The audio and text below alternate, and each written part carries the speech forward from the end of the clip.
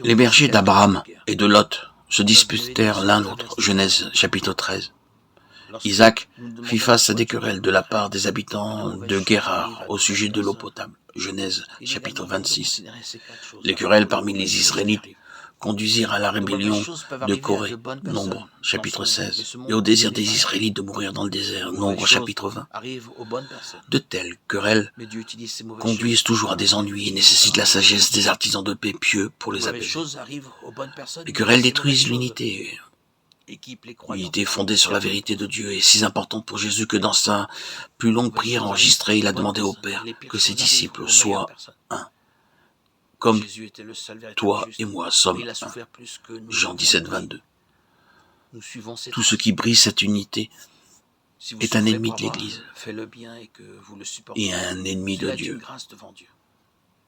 C'est à cela que vous avez été appelés, parce que Christ a souffert pour vous, vous laissant un exemple, afin que vous suiviez ses traces.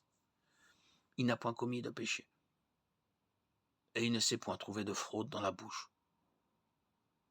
de notre Seigneur. Quand il l'insultait, il ne rendait pas l'appareil. Quand il souffrait, il ne faisait aucune menace, mais s'en remettait à celui qui juge justement. 1 Pierre 2, 20, 23. Jésus n'est pas étranger à notre souffrance. Romains 5, 8 déclare « Mais Dieu prouve son amour envers nous en ceci. Lorsque nous étions encore des pécheurs, Christ est mort pour nous. Malgré la nature pécheresse des gens de ce monde, Dieu nous aime toujours.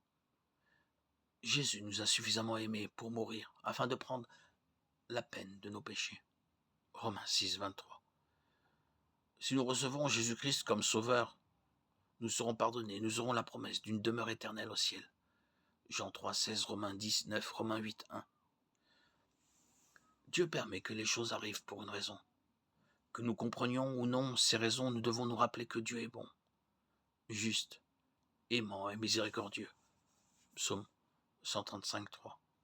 Il nous arrive souvent de mauvaises choses que nous ne pouvons tout simplement pas comprendre. Au lieu de douter de la bonté de Dieu, notre réaction devrait être de lui faire confiance. Confie-toi en l'Éternel de tout ton cœur et ne t'appuie pas sur ta sagesse. Reconnais-le dans toutes tes voies, il aplanira tes sentiers. Proverbe 3, 5, 6.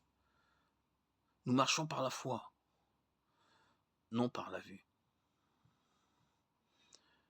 Nous ne perdons pas courage. Et même si extérieurement nous dépérissons intérieurement, nous nous renouvelons de jour en jour. Nos légères afflictions du moment présent produisent pour nous, au-delà de toute mesure, un poids éternel de gloire. Ainsi, nous fixons les regards, non sur les choses visibles, mais sur celles qui sont invisibles. Car les choses visibles sont passagères et les invisibles sont éternelles.